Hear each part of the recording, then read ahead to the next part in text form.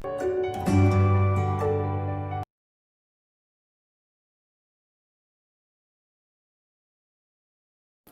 students, in this video we will study about the planning demerits and process. In our last video we have already studied about the planning concept, features and merits.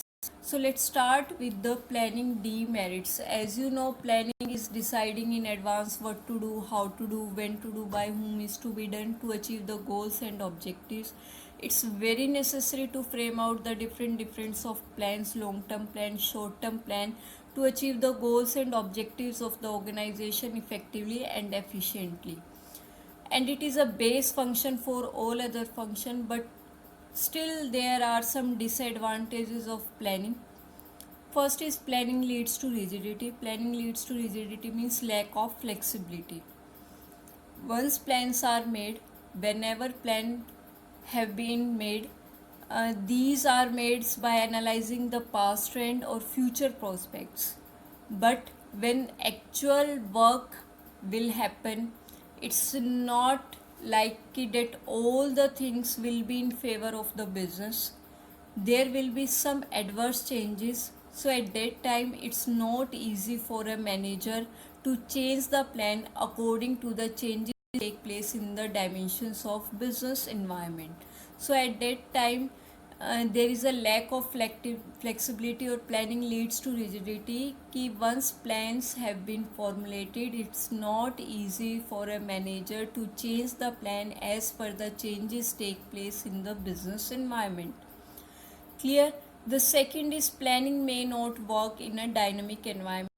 It is related to the first one, कि planning may not work in dynamic environment, कि businessman has to do work in the environment, and there are different dimensions of business environment like political, economic, social, legal, and changes take place constantly in these dimensions. And if adverse changes are there, negative changes are there, so at that time planning will be failed. It will be difficult for a manager to change the plan. So both these points are interrelated. Like present situation of COVID, there is a huge losses to all the businessmen. Sale is not taking place because people are avoiding to go out, and like tourism industry is going into the losses. No one had an idea last year ki that in coming year this type of situation is going to happen and they are going to suffer huge losses. So all the plans of all the businessmen are failed due to this present COVID situation, because natural environment is also part of business. The third is planning reduces creativity. Plans are decided by the top level or different managers, and the lower level and the followers and the subordinate, they are supposed to do the work as per the plan, but in actual environment they are doing work, but they cannot do the changes as per the convenience, as per the requirement, because they are supposed to only follow the plan.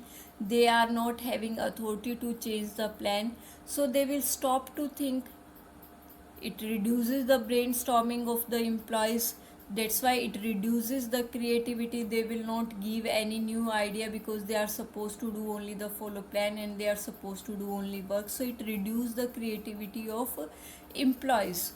Next is planning involve huge cost. Whenever plans will be decided, different types of plan, strategy, program, policy, objective of the organization, there is a need of expert which demand high fees. So it involves huge cost because it's an intellectual process. There is a need of higher thinking, and this type of work is carried by professional or expert, and they demand high salary, they demand high fees. It's a huge cost, and there is a need of collection of different type of report or data also. Planning is a time consuming process. Why it is a time consuming process? Because there is a need to collect different type of data which is related with the past trend, which is related with the future prospect, and need to analyze all the data in a purposeful manner, so it takes lots of time. Planning doesn't guarantee success. It's not shorty, it's not a guarantee of success कि the plans which were successful in the past they also be successful in the future also. It's there is no surety, so planning doesn't guarantee success, only it's a effort of reducing uncertainty. So the next topic is planning process. The first one step in planning process is setting up objectives. The second is developing planning premises. The third one is identifying alternate course of action. The fourth is evaluation of all the alternate course of action. The fifth is selecting the best alternative. The sixth is implementation the plan, and seventh is follow up action. So there are 7 points in planning process. So let's start with the first point, setting up the objectives. First of all, what is the meaning of objectives? Objectives are the end result what an organization wants to achieve.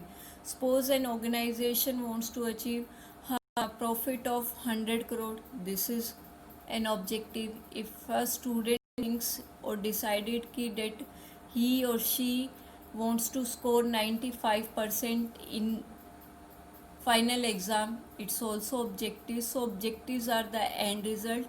Objectives should be simple, clear or achievable.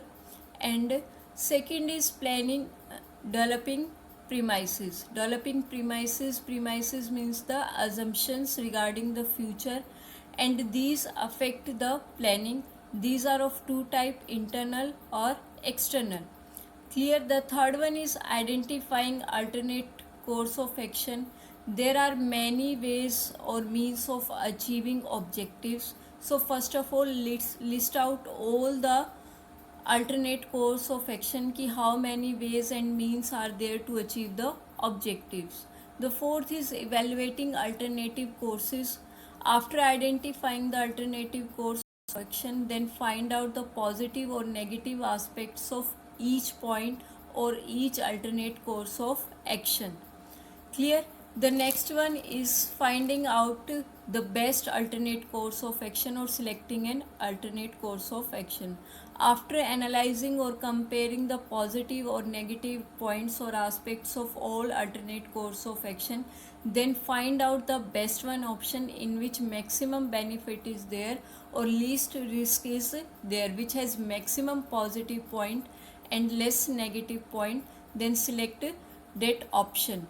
The next is implementing the plan. After selecting the best alternate course of action, then implementation of the plan, then practical application of alternate course of action.